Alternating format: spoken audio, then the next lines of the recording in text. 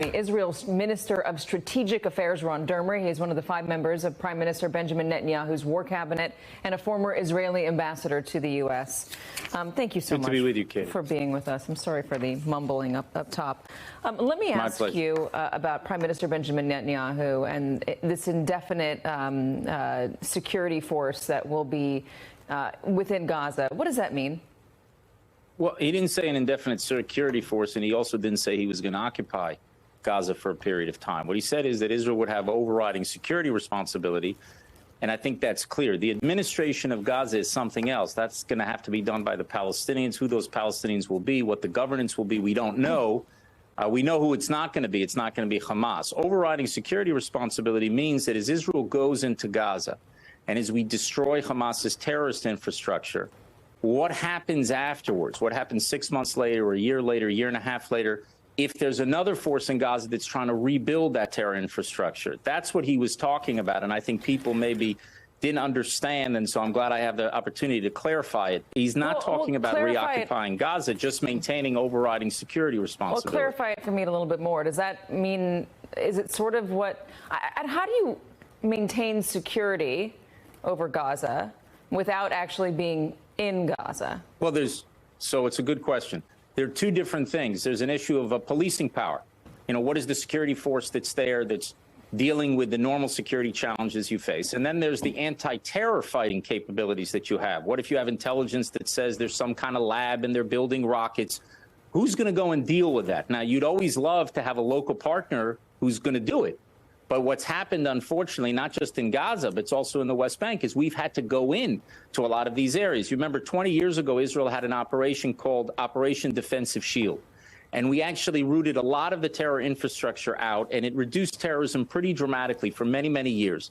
Unfortunately, we've had recently, over the last several years, an attempt to rebuild that infrastructure. And so from time to time, Israel has to go in to these areas, whether it's Jenin or Nablus or elsewhere. Now, we don't want to put our soldiers there. We don't want them to be in those cities and towns. But in Gaza, for the last 17 years, Israeli soldiers have not been there. We withdrew entirely from Gaza. We uprooted all the settlements that were in Gaza. We went back to, you know, what internationally is the 1967 lines. And what we got is a terror state.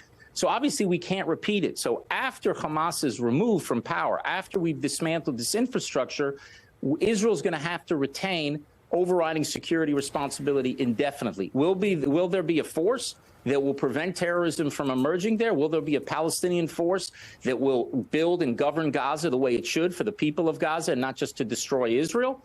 That remains to be seen. It sounds but that's like what the Prime Minister meant when he you're talking said about occupying here, because it sounds a lot like what you guys have going on not in the at West all. Bank. No, it's actually not. It's not semantics at all. You had for many, many years Israel's soldiers were in Gaza, and they were in control. Before the Oslo Accords, which gave both Gaza and Palestinian cities to the Palestinian Authority, Israel actually governed there. Israel was in control.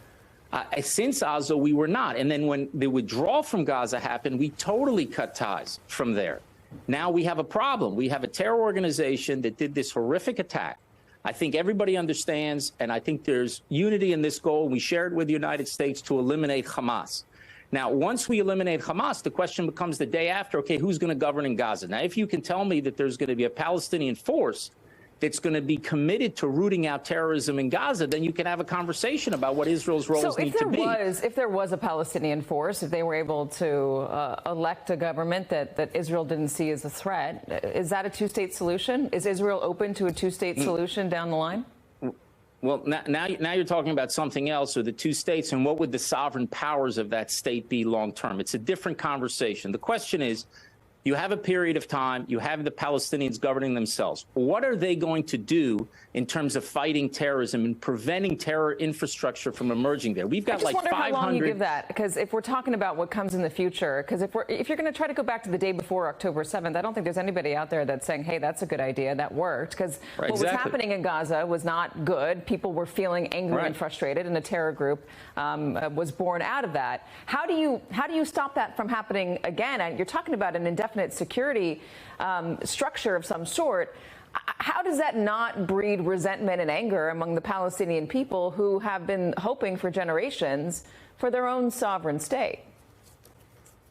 Listen, there's so much that I have to unpack in what you just said about frustration and frustration leading to terror and everything. I don't want to get into it. What I will tell you is that the problem that we have with Hamas has nothing to do with frustration. It has nothing to do with occupation of anything. Israel's not in Gaza. We weren't in control of Gaza.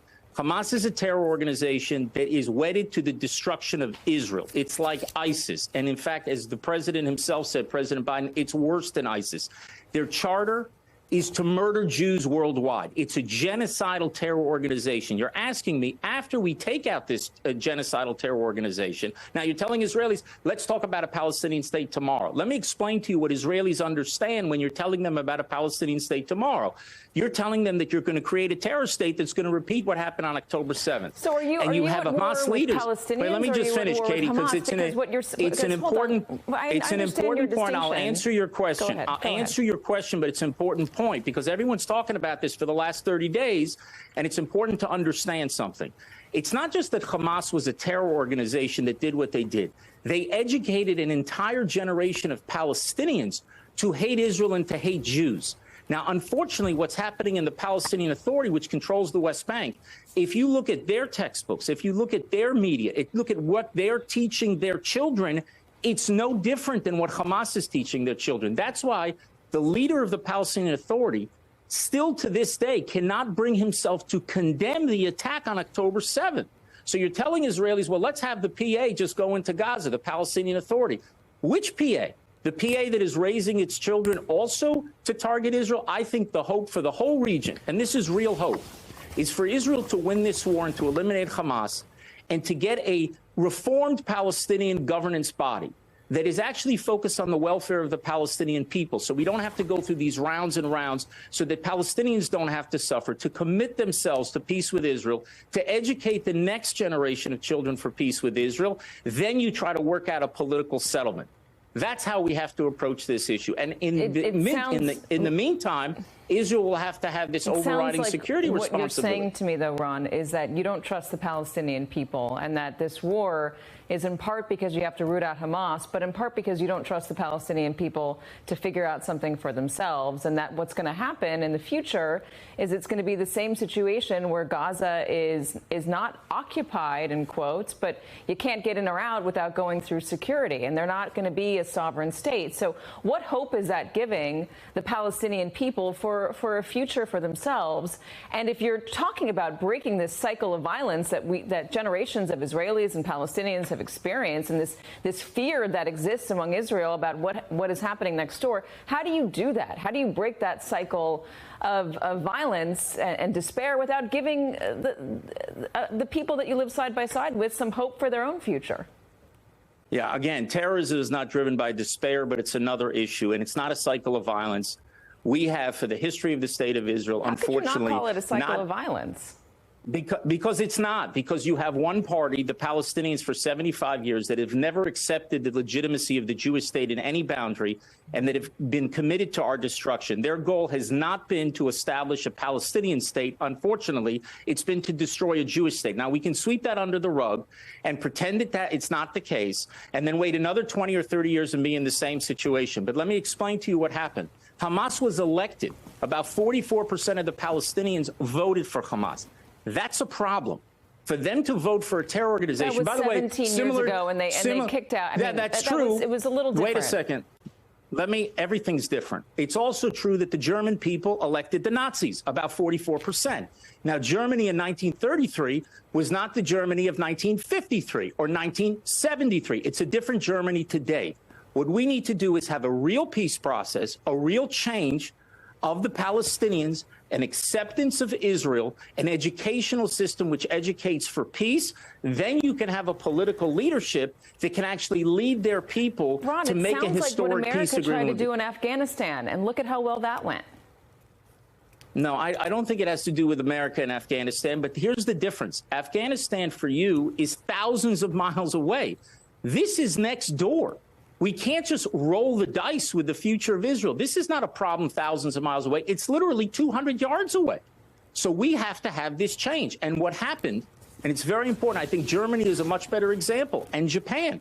You had a military victory And in the wake of a military victory, and you had two really fanatical societies. Now, was it all Germans? No. Was it all Japanese? No. But it was a complete and utter military victory, and that led to a change. And the United States was in Germany for several years. They were in Japan for several years. And today, Germany and Japan are two of your strongest allies. That's the change that we have to have the Palestinians, not sweep this little problem under the rug about the radicalization there, but to actually deal with the root of the problem and give the Palestinians a better future.